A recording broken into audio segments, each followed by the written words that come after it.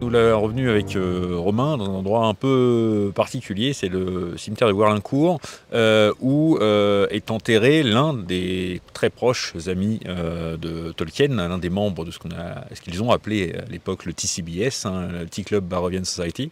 Donc ce petit groupe informel d'étudiants au départ du King's Edward's School, et ensuite qui vont aller Oxford et Cambridge, ils sont pas tous sur la même université, hein, ils se charrient d'ailleurs là-dessus.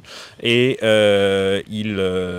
Tolkien le dit lui-même, hein, quand on lui parle souvent de cette analogie qu'il détestait, que certains s'hasardaient à faire sur le Seigneur des Anneaux et la Seconde Guerre mondiale. Il disait non, l'événement qui m'a traumatisé le plus, pour moi, de très loin, bien plus que 39, c'est 14. Hein.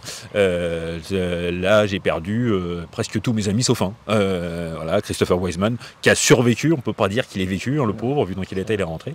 Et parmi eux, Jeffrey Beach Smith, qui se trouve juste ici. Hein. Alors, Gilson, il meurt assez vite. C'est le premier à mourir.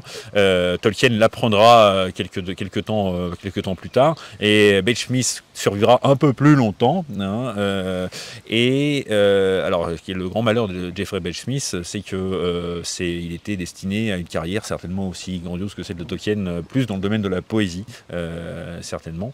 Donc, Tolkien va préfacer l'ouvrage posthume de Smith, qui donc ça sera un peu ça marque au monde, hein. Tolkien, il y tient beaucoup, hein, donc il préface le seul ouvrage de son ami. Alors qu'est-ce qu'il fait, Smith, en fait, sur le champ de bataille de la Somme? Comment ça se passe pour lui? Alors autant Rob Gilson est le frère de sang de Tolkien, autant le lien qui existe entre Beach Smith et Tolkien est un lien qui est vraiment intellectuel, et en fait ils se nourrissent, ils se challengent mutuellement, et c'est d'ailleurs effectivement la raison pour laquelle Tolkien fera finalement la préface de cet ouvrage posthume, comme tu le dis, de quelqu'un qui sans doute aurait été promu à une carrière littéraire et poétique immense et qui finalement nous laissera un recueil assez fin.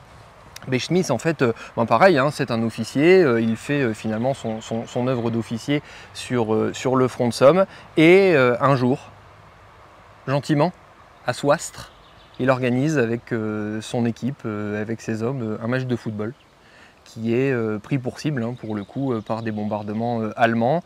Et le 29 novembre, donc 1916, il prend à la jambe un éclat d'obus qu'il sous-estime, hein, finalement, parce qu'ils ont combattu dans l'enfer de la Somme. Qu'est-ce que c'est qu'un éclat d'obus pendant un match de football? Donc on le prend un peu à la légère, repos forcé le lendemain, il écrit quelques lettres, et puis finalement très vite, dans les premiers jours de décembre, la gangrène s'en vient, une gangrène gazeuse, une belle saloperie, qui effectivement aura sa peau assez vite, et il finit ici, dans le cimetière de Warlincourt, en plein milieu de, je ne vais pas dire nulle part, mais en tout cas dans un endroit très isolé, tout simplement parce qu'ici on est le long de cette fameuse voie ferrée d'Arras à Condat dont on parlait tout à l'heure, et donc des hôpitaux de campagne, des hôpitaux de fortune sont installés. Il y en avait un dans les environs, et donc c'est pour ça qu'ici on a quand même beaucoup de personnes, dont Beach Smith, mort bêtement, hein, d'une certaine manière, d'une gangrène gazeuse, mais ça dit finalement tout le risque, y compris dans les petits actes du quotidien que pouvaient vivre ces soldats sur le front.